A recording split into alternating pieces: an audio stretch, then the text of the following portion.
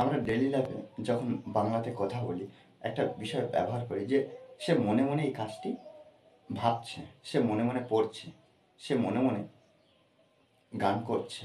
হুম, দেখো এই যে মনে মনে আমরা কি করব না, এই যে মনে মনে ইংলিশে আমরা লিখব, অর্থাৎ বাক্যটা যখন দেখব তখন আমরা ইংলিশে কিভাবে তৈরি করব।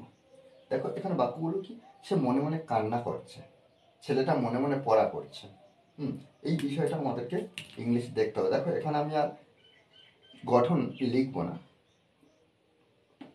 কিন্তু প্রত্যেকটা বাক্য সুন্দরভাবে একটা ভাবে আমরা ট্রান্সলেট করবো। একটা বাক্য যদি সুন্দরভাবে গঠন করি তাহলে প্রত্যেকটা বাক্য আমরা একইভাবে গঠন করতে পারবো।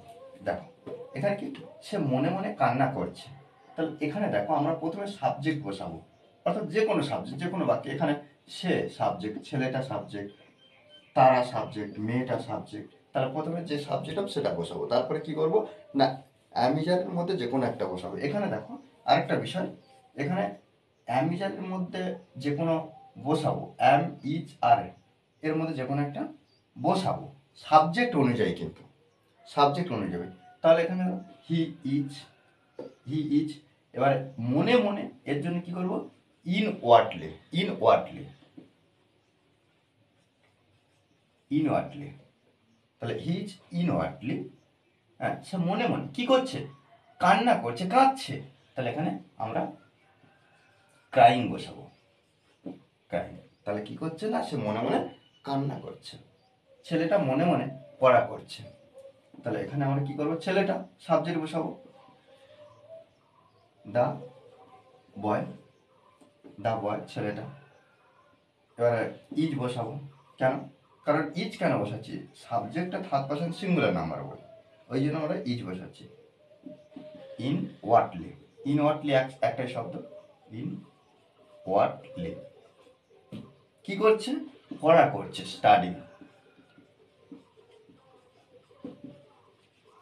ওকে, তারা মনে মনে আমায় গালি দিচ্ছে। তাহলে তারা, দের,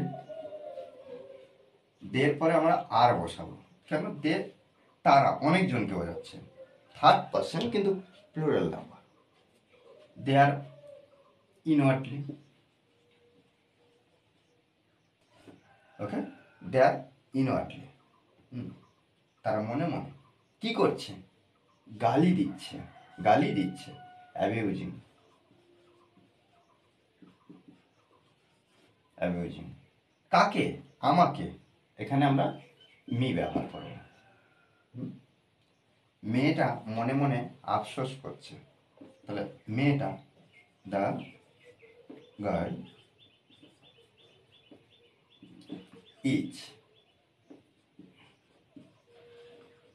ইনওয়ার্ডলি, ইনওয়ার্ডলি তাহলে মনে মনে কি করছে, আফসোস করছে, রিগ্রেটিং, রিগ্রেটিং। ওকে, দেখো এইভাবে কিন্তু আমরা প্রত্যেকটা এই আরেকটা এক্সপ্রেশন নিয়ে আমরা প্রচুর বাক্য তৈরি করব। শুধুমাত্র মনে রাখতে হবে যে প্র্যাকটিস, প্র্যাকটিসের বিকল্প কিছু হয় না। আমরা যত প্র্যাকটিস করবো তত নতুন নতুন বাংলা বাক্য খুব সহজভাবে আমরা শিখতে পারবো।